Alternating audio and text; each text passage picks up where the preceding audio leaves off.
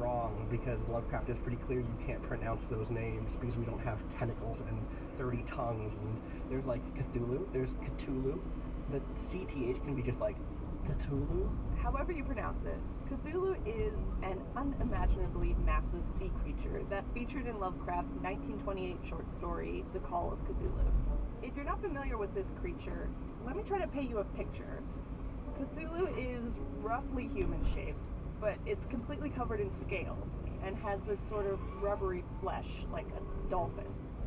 Its arms are webbed like frog feet, and instead of a head, it's just a giant squid up there. So it has tentacles where its face should be. Oh, and it also has wings. Dragon wings. When the bloop became public, Lovecraft fans couldn't help but make the connection between this loud, unidentified call from the deep and their favorite Lovecraftian creature. It's not like, oh, it made a bloop. The descriptions of the sorts of sounds that we generally are related to in terms of effect. It and other old gods, the old ones, whatever, the deep ones, whatever you want to call the various creatures of Lovecraft's mythos, make sounds that drive people mad, that obsess people, that are unexplainable, that can't be related to other categories of sound that we already have. In that way, like, the bloop is, again, a perfect fit. Part of why young teen Austin loved the bloop story. It was like, ooh, it could be anything.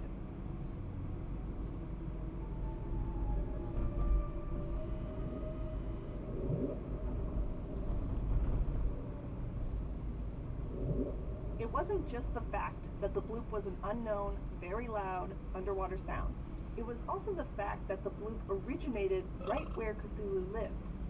Where the bloop happened to be close to the island in fiction. Lovecraft is the sort of dude who gives coordinates, you know what I mean? And it's only 1,500 kilometers away, I think, from where the kind of underwater prison where Cthulhu was housed is. The bloop wasn't that far away. So Lovecraft fans had Cthulhu, but everybody else had their own theory for what the bloop could be. As tantalizing as these ideas are for you and me, for scientists like Bob, all these theories were getting out of hand. It's entertaining at one level, at another level it gets a little discouraging, that trying to get the science message out there, that most things that are happening with their due diligence and some evidence, you could find a more realistic cause. The fact is, this wasn't the first unidentified sound that they had recorded. There were other, albeit quieter, mystery sounds that the microphones had captured. Nice. And some of them were pretty creepy. We do get a lot of signals that are of unknown origin. Things like a winch on a fishing boat pulling in a net. Can't sound very